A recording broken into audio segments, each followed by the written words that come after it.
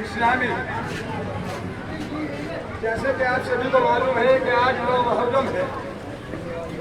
یہ جلوس یہ علم یہ جو کچھ آپ دیکھ رہے ہیں تو بعض لوگ پوچھتے ہیں کہ یہ علم کیا ہے, یہ جلوس کیا ہے, یہ ماتم کیا ہے, آپ کرتے کیوں ہو؟ کیا یہ بات قرآن مجید سے ثابت ہے؟ ابھی تو قرآن میں سب کچھ ہے.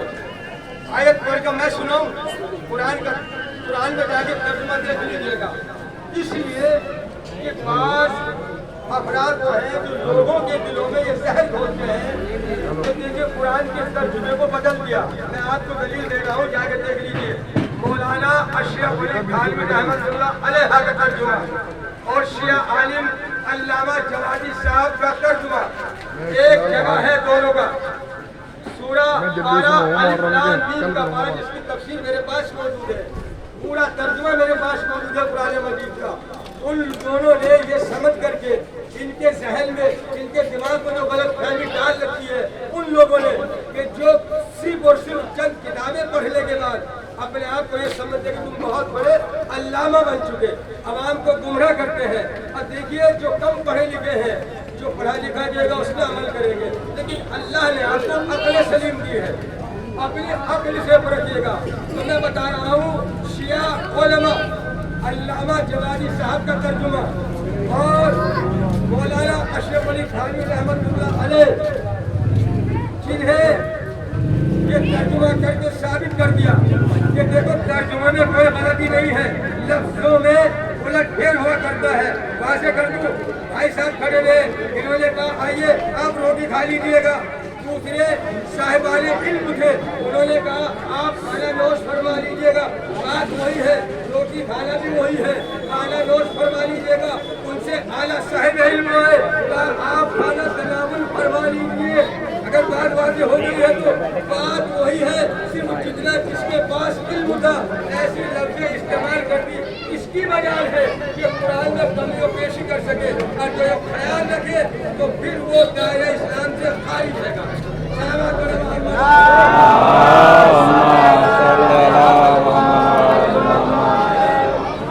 جس آیت کی میں نے آپ کے سامنے تلاوت کی اجازت ہے آپ کے درمیان میں نے آیت پڑھی قرآن مجید کی, وما ينطق عن الهوى ان هو الا وحی یوحی.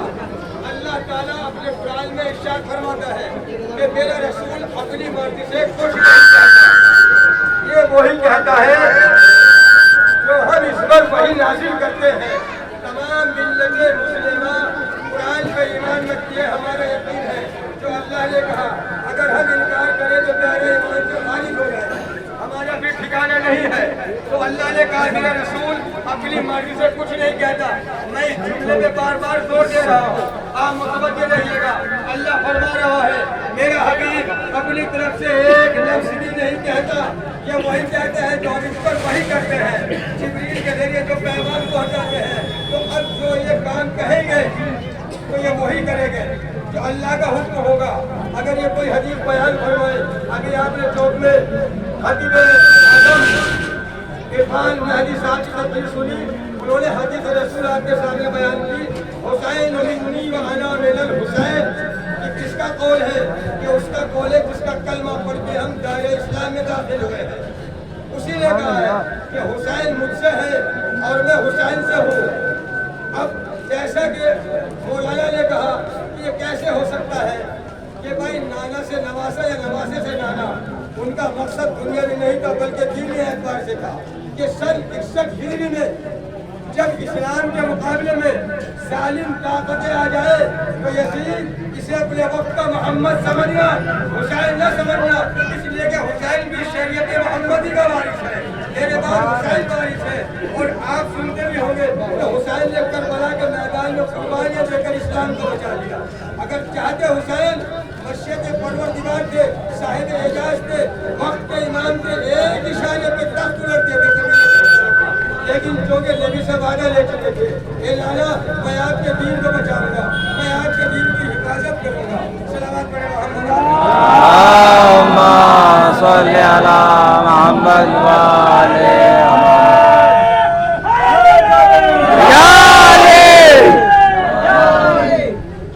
لبیک یا حسین، لبیک یا حسین، لبیک یا حسین، لبیک یا حسین، لبیک یا حسین، لبیک یا حسین، حیدری یا علی. عزیزوں ہمارا جو بھی کام ہے، دیکھیے دنیا والے کچھ بھی کہیں، ماشاء اللہ نبی کو برا کہا گیا، ہمیں کہا جاتا ہے ایسا نہیں ہے، کیونکہ جتنا جس کے پاس علم ہوتا ہے، جتنی جس کی سوچ ہوتی ہے، وہ اسی اعتبار سے بولتا ہے. ہمیں برا محسوس نہیں ہوتا اور کچھ ہی چاہیے، لیکن ایک گزارش ضرور کروں گا، جب کوئی بات تمہارے سامنے بیان کی جائے اس کی تصدیق کیا کرو.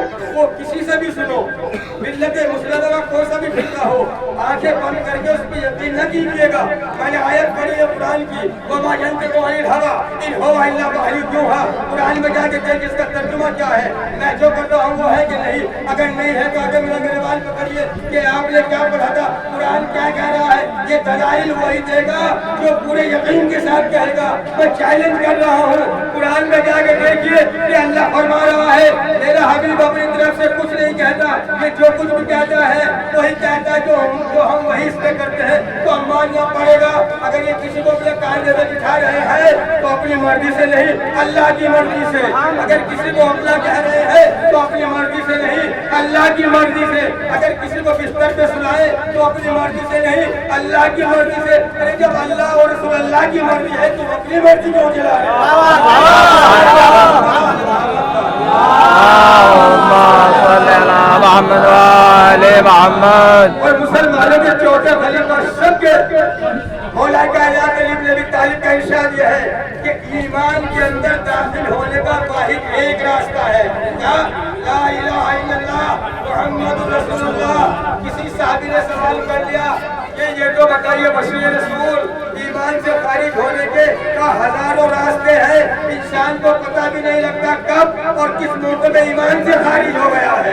اپنے ایمانوں کی حفاظت کیجیے. ہم یہ نہیں کہتے کہ آپ ماتم کیجیے، ہم یہ نہیں کہتے کہ آپ علم اٹھائیے، ہم کچھ نہیں کہتے، کم از کم تصدیق تو کیا کیجیے. عقل کا شہر ہے.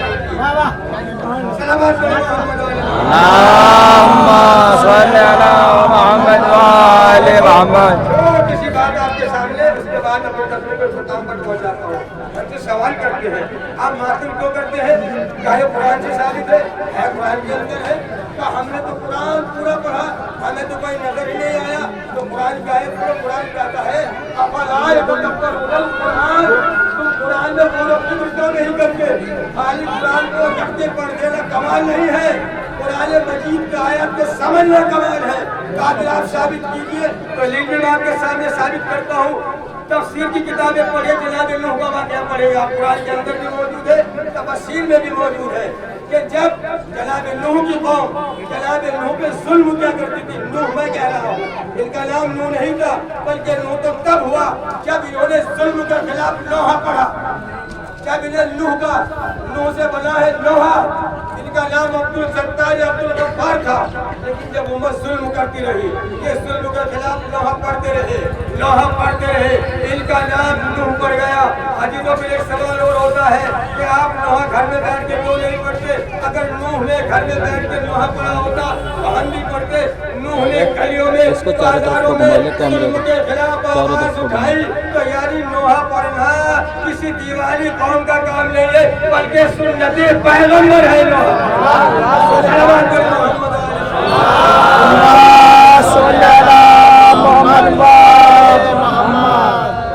ہمارا ہر کام قرآن کے اعتبار سے ہے.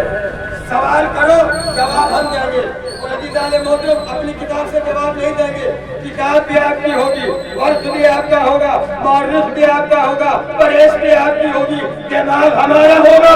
سلامات پڑھیں محمد. اللهم صل على محمد وآل محمد. قرآن پہ سب کا یقین ہے اور پھر آخر جو بات کہی جائے وہ کسی کا بھی علماء کہے خالی سن کے نہ یقین کیجیے گا، تصدیق تو کیجیے گا۔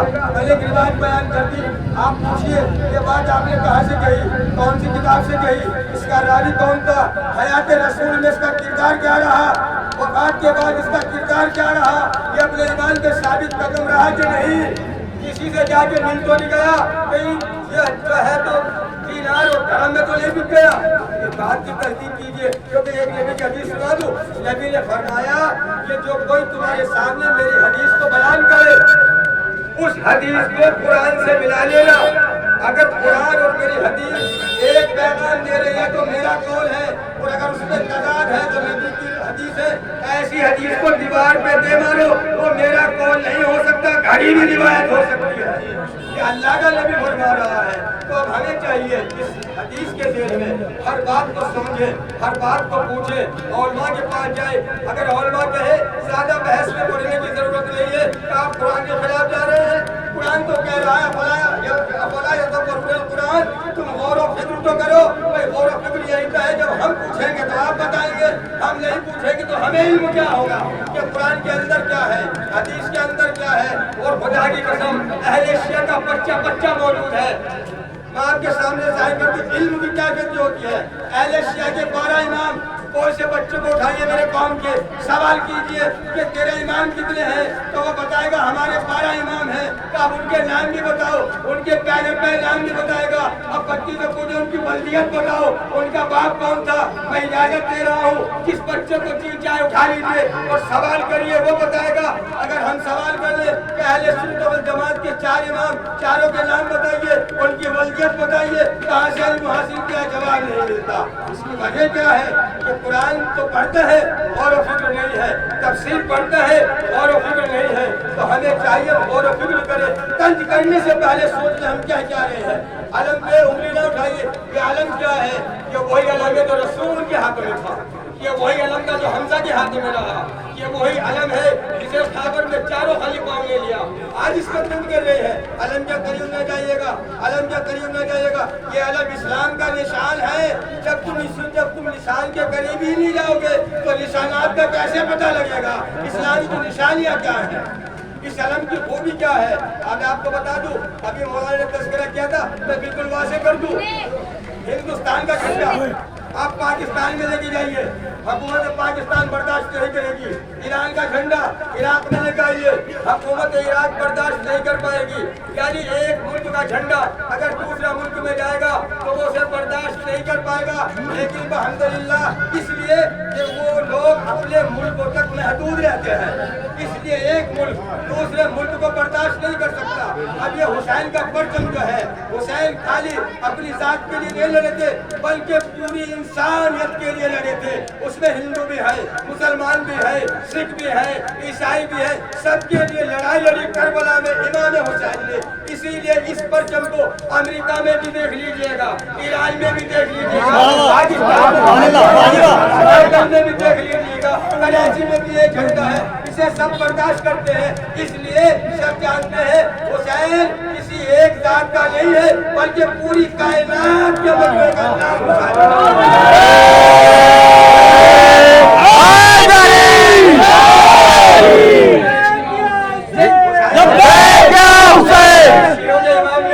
لبیک یا حسین، امام ہے حسین۔ اور جو میں نے بیان کیا ہے کہ جو حسین من ایمان من الحسین، میں اپنی تقریر کو سمیٹ رہا ہوں، لیکن یہی سوچ کے کہا تھا، حدیث بیان فرمائی تھی اولنا محمد و محمد، ہم سب کے سب محمد ہیں۔ جب بھی ظلم کی طاقت کسی معصوم سے ٹکرائے گی تو اسے یہ نہ سمجھ لے کہ یہ حسین یا حسن ہے، اپنے دور کا محمد ہے۔ حسین میدان کربلا میں آ گئے دین کو بچانے کے لیے، انسانیت کو بچانے کے لیے، سماج کو بچانے کے لیے۔ حسین نے کربلا میں قربانیاں پیش کی ہے، اور عزیزو حسین نے کربلا میں اپنے 6 ماہ کے بچے کی بھی قربانی دی ہے۔ جیسے کہ آپ نے سنا جب پانی طلب کیا تو 3 بھار کا تیر جس سے اونٹ کو نہر کیا جاتا ہے، وہ 6 مہینے کے بچے کے گلے میں لگا۔ حسین کے آغوش میں بچہ تھا، نظریں میری طرف رہے، حسین کے آغوش میں بچہ تھا، ادھر سے تیر چلا، بچے نے ہمت کے تیر اپنے گلے میں لیا، 3 بھار کا تیر حسین کے پاس وہ چیرتا ہوا نکل گیا۔ حسین نے اس پیر کو نکالا. آپ نے سنا جب وہ خون بہا تو آپ نے خون کو چمڑ میں لیا اور چاہا کہ آسمان کی جانب پھینک دوں. آسمان لڑک گیا. اے فرزند زہرا، اے نبی کے نواسے، یہ خون لاحق ہم برداشت نہیں کر پائیں گے. زمین کی طرف چاہے زمین نے لرز گئی، زلزلہ پیدا ہو گیا. حسین نے کہا زمین تجھے کیا ہو گیا؟ کہا فرزند زہرا، اے نبی کے نواسے، اگر یہ خون لاحق کا ایک قطرہ بھی مجھ پہ گرا تا قیامت تک کوئی دانہ نہیں اگے گا. حسین آئے تو امت کو بچانے کے لیے. حسین نے یہ گوارا نہیں کیا اور وہ اپنے چہرے پہ بڑا مدینے کا رخ کر کے کہا لالا میں روز محشر اسی طرح آپ سے ملاقات کروں گا. اے لالا انکار آسماں کو ہے راضی زمین نہیں، اصغر تمہارے خون کا ٹھکانہ کہیں نہیں. انا للہ و انا الیہ راجعون.